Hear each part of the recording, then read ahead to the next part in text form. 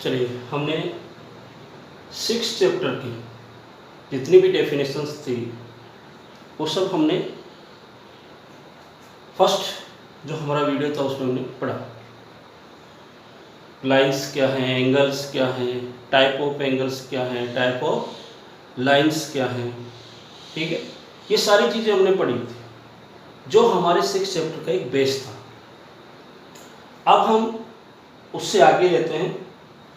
सबसे पहले हम पढ़ेंगे, हमारे पास एक थ्योरम है 6.1। If two lines intersect each other then vertically opposite angles are equal. अगर टू लाइन्स ईच अदर को इंटरसेक्ट कर रही है किसी पॉइंट के ऊपर, तो मैंने आपको बताया था कि वर्टिकली अपोजिट एंगल्स बनते हैं। वो वर्टिकली अपोजिट एंगल्स अब हमें क्या करना है, इक्वल प्रूफ करना है कि वो वर्टिकली एंगल्स क्या होने चाहिए, इक्वल होने चाहिए, ठीक है।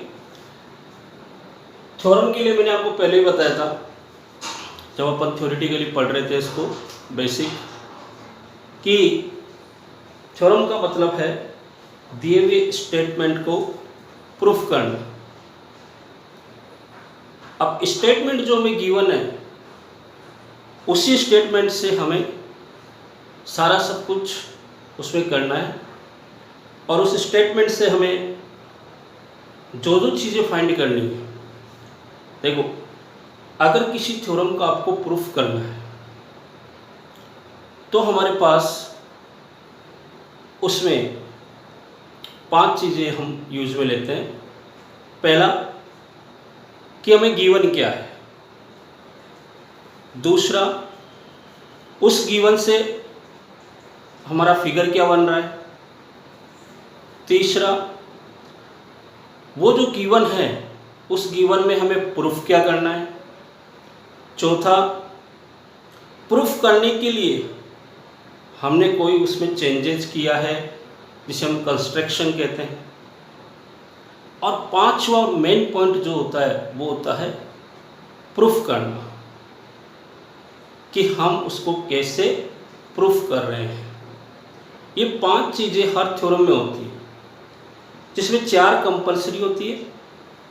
एक ये जो आपका कंस्ट्रक्शन होता है ये किसी किसी थ्योरम में काम में आता है और किसी थ्योरम में काम में नहीं आता। अगर हम कुछ चेंजेस कर रहे हैं तो हम उसको यूज़ में लेंगे, अगर हम चेंजेस नहीं कर रहे हैं तो उसको यूज़ में नहीं लेंगे। इसमें देखते हैं, सबसे पहले हम लेते हैं कि हमें गिवन क्या है। फर्स्ट पॉइंट है हमारा कि हमें गिवन क्या है। गिवन क्या है, to lines intersect each other, बस यही गिवन है। तो पहले टू लाइन्स, एक लाइन आपके पास ये है ए बी, सेकेंड लाइन आपके पास ये है सी डी, ये इंटरसेक्ट कर रही है ओ पॉइंट। ये हमारा फिगर जो हमें गिवन से बना। तो गिवन क्या है, A B and C D, two lines intersect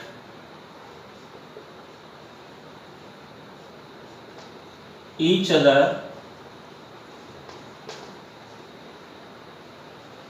at point O।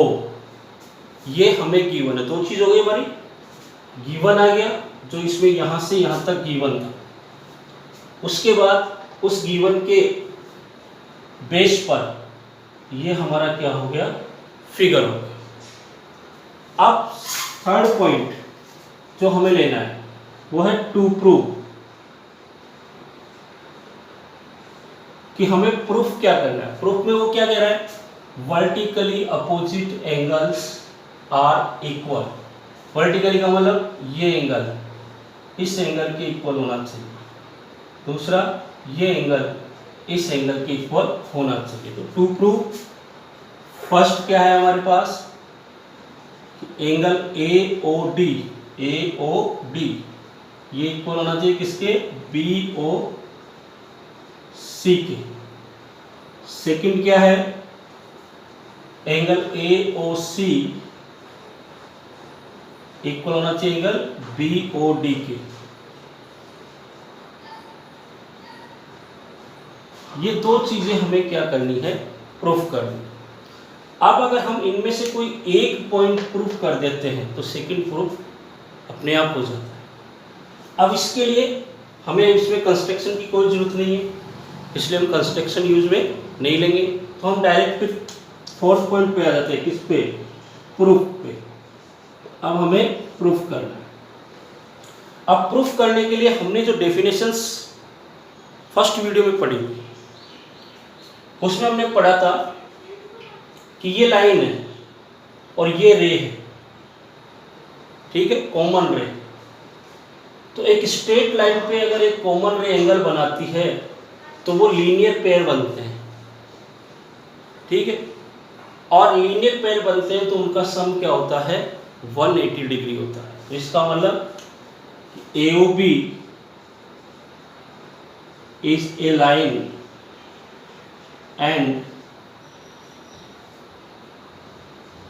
OD is a ray, ये हम ले। तो then angle AOD plus angle BOD equal हो गया 180 डिग्री। ब्रैकेट में डाल दो लीनियर पेयर, ये इक्वेशन नंबर फर्स्ट, ठीक है। अब सेकंड देखो, COD एक लाइन है, COD is a line and COD पे इस तरफ ले लो या इस तरफ ले लो, किधर भी ले लो, ये रे है, इधर ले लेते हैं। तो OA इज ए रे। तो OA रे है तो ये दोनों एंगल बने, यानी angle AOD plus angle AOC equal 180 degree. ये भी क्या है, लीनियर पेयर। ये इक्वेशन नंबर आपके पास हो गई सेकंड, ठीक है।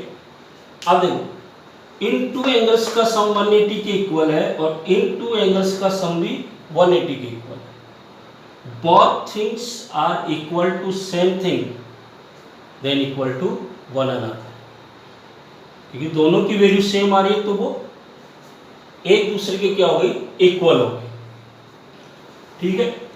अब इक्वल है, इसका मतलब क्या हुआ कि इसका सम इसके सम के इक्वल है, तो ये दोनों इक्वल हो गए। तो हम यहां करते हैं, देखो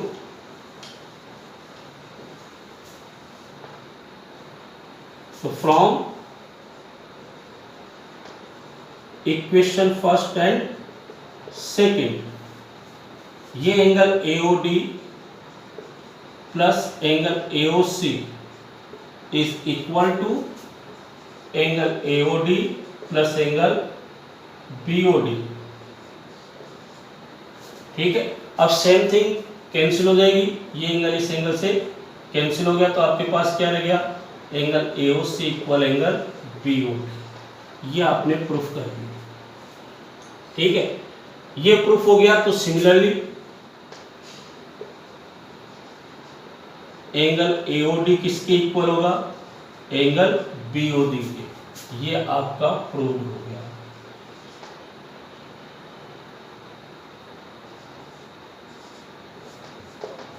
ठीक है।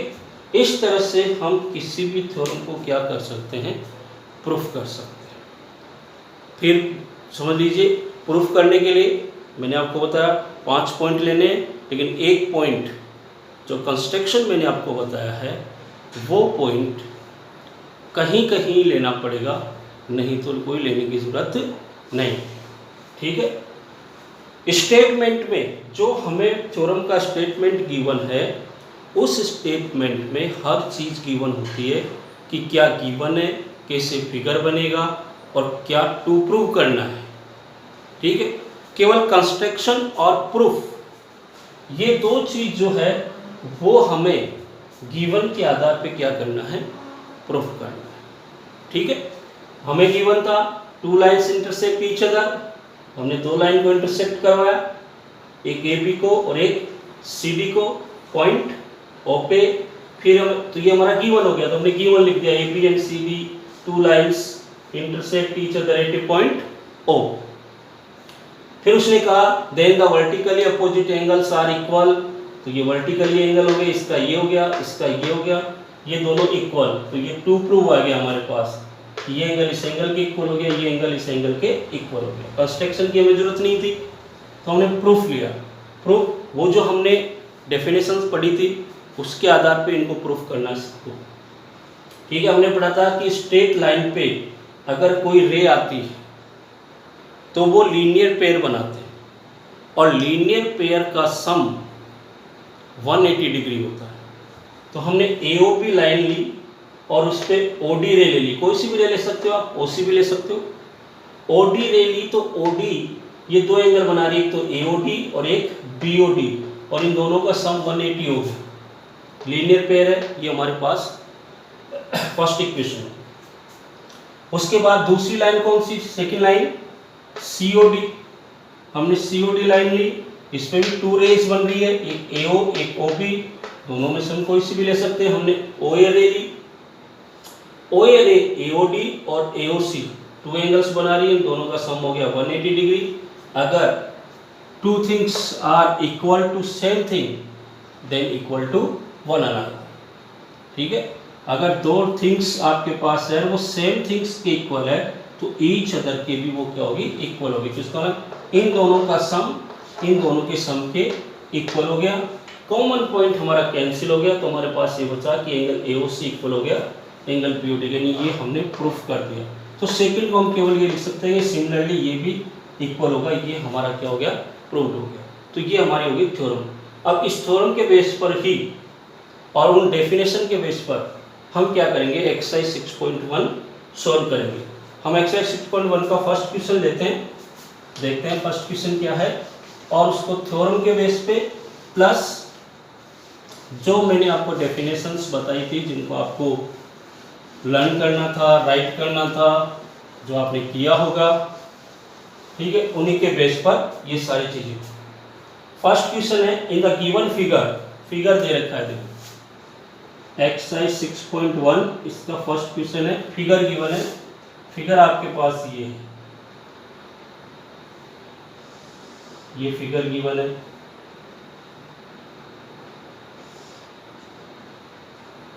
ये आपका फिगर है, इसमें हमें ये O point A B C D और E पॉइंट की।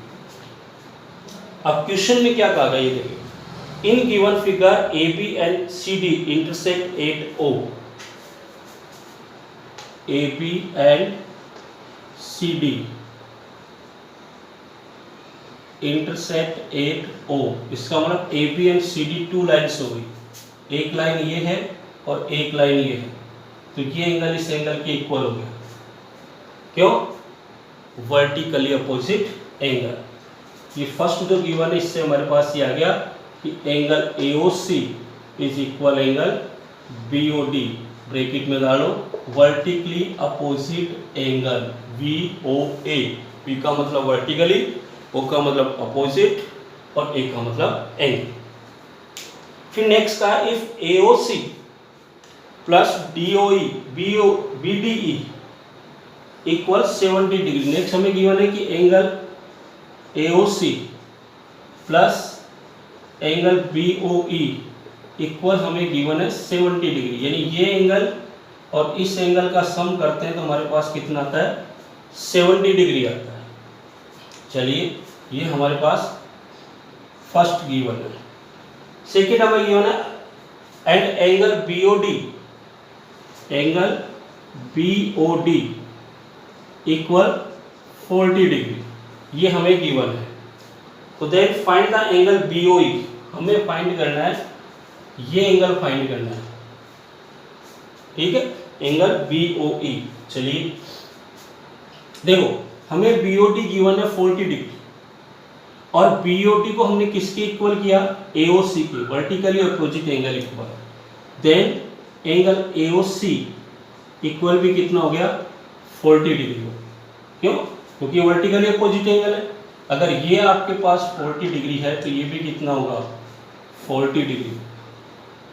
अब इन टू एंगल्स का सम हमें 70 गिवन है, एओसी प्लस बीओई। एओसी हमारे पास कितना है 40 प्लस एंगल बीओई है नहीं इक्वल 70 डिग्री, ये 40 उतर जाएंगे तो एंगल बीओई इक्वल हो गया 70 माइनस 40 डिग्री, तो एंगल बीओई आपके पास आ गया 30 डिग्री। ये आपका प्रूफ फाइंड हो गया, एंगल बीओई कितना 30 डिग्री। अब इसके बाद में इसका फाइंड करना है रिफ्लेक्स एंगल सीओई। इस एंगल का हमें रिफ्लेक्स फाइंड करना है। तो फर्स्ट तो हम क्या करेंगे कि ये एंगल सीओई फाइंड करें। अब सीओई एंगल फाइंड करना है तो ये स्ट्रेट लाइन है, इस पर 1 2 3 एंगल बन रहा है, ठीक है। इन तीनों एंगल्स का सम कितना होगा 180 डिग्री, क्योंकि एक स्ट्रेट लाइन पे बन रहा है। तो यानी angle AOC plus angle COE plus angle BOE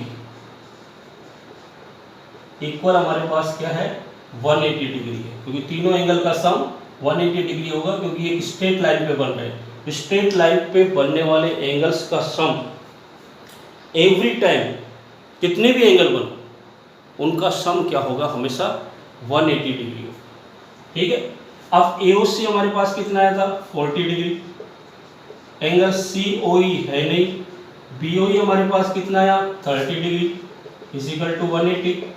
ये 30 और 40 मिलकर के हो गए 70 डिग्री, उधर माइनस हो जाएगा तो एंगल सीओई हमारे पास आ जाएगा 180 माइनस 70, यानी एंगल सीओई इजिकल टू 110। ये सीओई आया।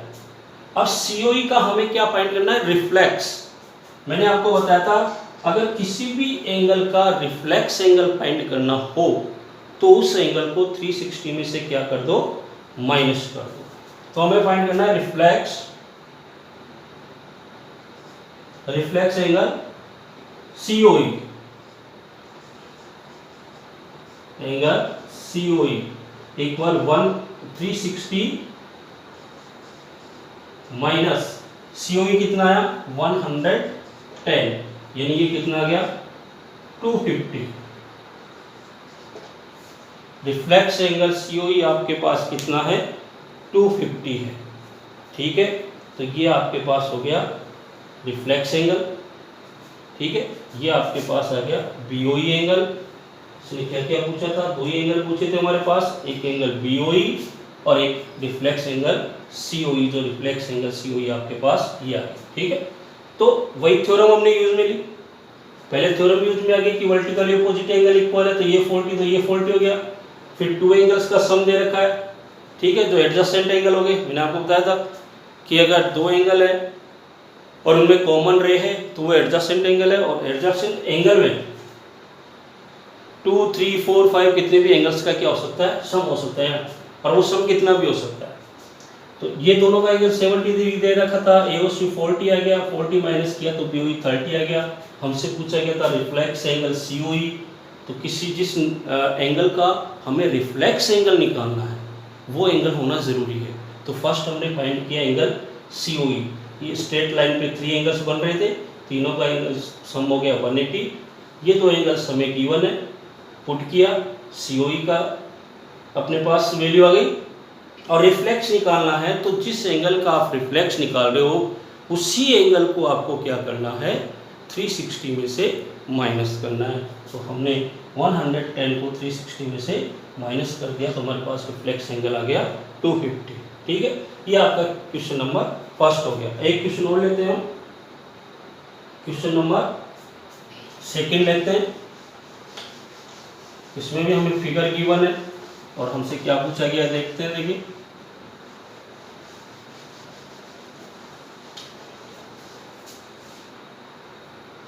सेकेंड क्वेश्चन, इसमें कहा गया है इन द गिवन फिगर, पहले फिगर बना लेते हैं। देखो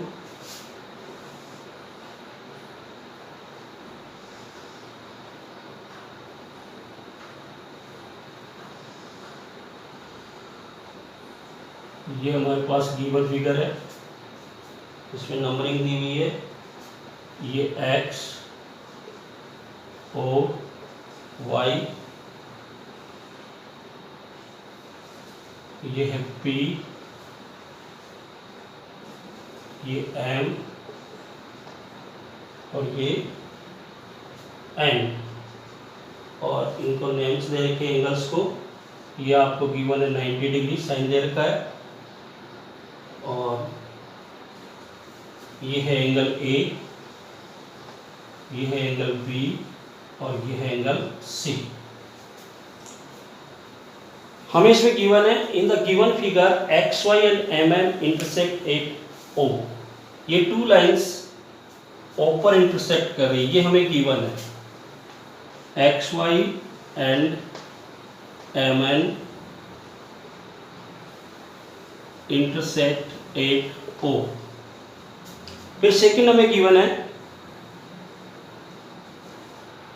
if angle P O Y, angle P O Y ये हमें 90 डिग्री के देगा, एंड ए रेशो बी ये हमें गिवन है 2:3।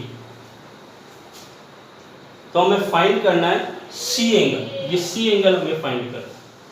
ठीक है, देखो हमें P O Y 90 degree given है, ये स्ट्रेट लाइन है। अगर ये two angle P O X P O Y, angle P O X plus angle P O Y is equal to 180 degree, ये लीनियर पेयर हो गए क्योंकि हमने दो ही एंगल लिए। ठीक है, अब हमें angle P O X plus ये हमें गिवन है 90 degree is equal to 180 degree, तो angle P O X equal हो गया 180 माइनस 90, तो angle P O X is equal to हो गया 90 डिग्री। यानी ये एंगल भी पूरा एंगल, ये पूरा एंगल भी आपके पास क्या है 90 डिग्री। इसका मतलब क्या हुआ कि इन टू एंगल्स का सम हमारे पास क्या है 90 डिग्री।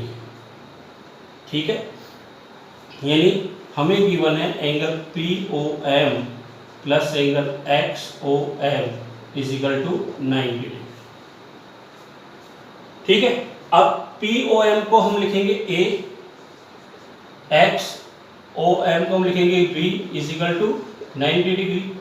ए ओ बी हमारे पास, ये ए प्लस बी इन दोनों का सम हमारे पास कितना आ गया 90 डिग्री हो गया। ठीक है, अब ए और रेशो बी हमें दे रखा है 2:3। ठीक है, तो ए की वैल्यू हमारे पास क्या हो गई 2p, p तो देखो इसमें गिवन है, तो हम ले लेते हैं इसको